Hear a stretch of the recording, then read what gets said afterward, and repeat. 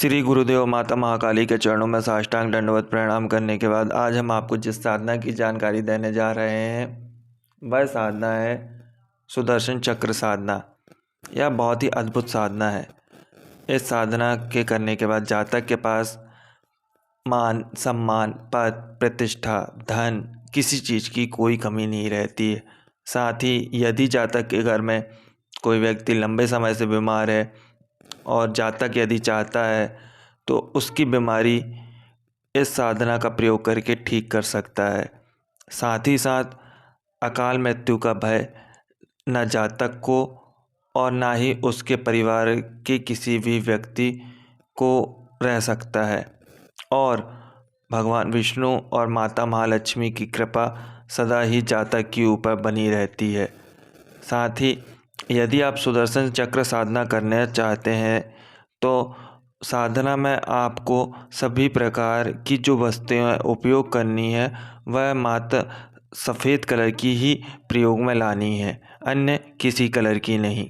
सुदर्शन चक्र साधना में आपको निम्न सामग्री की आवश्यकता होगी, जैसे सुदर्शन चक्र यंत्र, बाजोट, सफ़ेद कपड़ा, विजयदर्शनी माला, मीठा, मिट्टी का दिया, रक्षामाला, भगवान विष्णु का एक चित्र, सफ़ेद चावल और सफ़ेद आसन। सुदर्शन चक्र साधना के नियम। साधक को पूर्ण रूप से ब्रह्मचर्य का पालन करना होगा। साधना रात्रि 11 बजे आरंभ करनी होगी। भोजन स्वयं पकाकर खाना होगा। साधना के लिए एकांत कमरा का चुनाव आवश्यक है। साधना के लिए सफ़ेद कपड़ों का प्रयोग करना अनिवार्य है। मंत्र जाप आरंभ करने के पूर्व कम से कम आपको 2 घंटे पहले भोजन करना अनिवार्य है। साधना एकांकी साधना है। यदि आप किसी अन्य व्यक्ति को बताते हैं कि मेरे द्वारा यह साधना की गई है तो उसके लिए जो भी परिणाम होंगे आप स्वयं जिम्मेदार होंगे। साधना काल में किसी भी प्रकार का बीड़ी, सिगरेट, गांजा, तंबाकू, चरस, अफीम, किसी भी प्रकार का नशा निषेध है। साधना के अंतिम दिन भगवान नरसिंह के मंदिर जाना है और वहाँ पे भगवान नरसिंह को सफ़ेद मिठाई और एक नारियल अर्पित करना है। साधना काल में यम के 8 नियमों का पालन करना अनिवार्य है। साधना कम से कम 41 दिनों तक आपको करना है।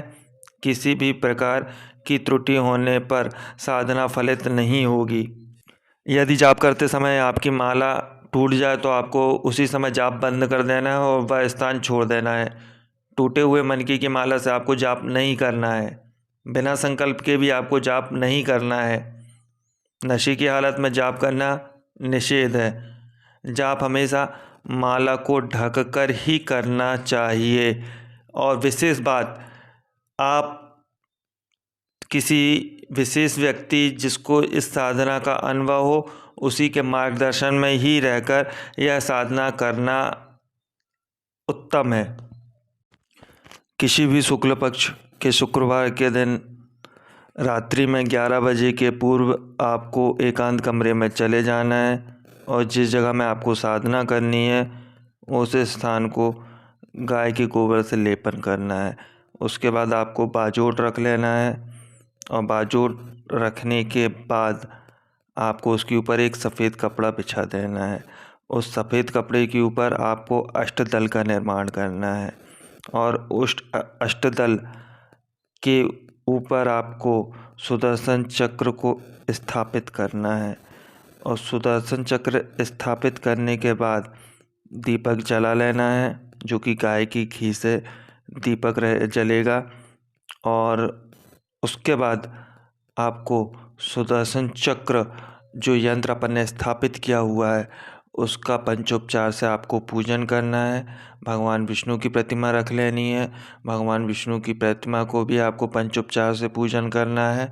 उनको तिलक वंदन करना है, कुमकुम चढ़ाना है और जो आपने भोग लाया है वह चढ़ाना है और दीपक से प्रार्थना करनी है कि हे दीपक महाराज, जब तक हमारी यह साधना चल रही है तब तक आप जलते रहे। और उसके बाद आपको हाथ में कुछ दक्षिणा, जल, चावल, फूल आपको रख लेने हैं और जो संकल्प कर लेना है कि मैं 41 दिनों तक उक्त मंत्र जो आपको डिस्क्रिप्शन बॉक्स में दे दिया जाएगा, उस मंत्र की आपको 41 दिनों तक मंत्र जाप करना है। साथ ही जो भगवान विष्णु का सुदर्शन चक्र अपन ने स्थापित किया था, भगवान विष्णु का चित्र जो अपन ने स्थापित किया है, उसको जल अर्पित करना है, उनको तिलक चंदन करना है, उनको प्रतिदिन भोग अर्पित करना है और आपको जो भी भोग की सामग्री है वह गाय को खिला देनी है प्रतिदिन। साथ ही जब आप 41 दिनों के बाद जब आप हवन करेंगे या 41वें दिन जब आप हवन करेंगे तो वह हवन का दशांश और तर्पण आपको करना अनिवार्य है। साथ ही जो भी सामग्री आपकी बचेगी वह आपको जल में प्रवाहित कर देनी है।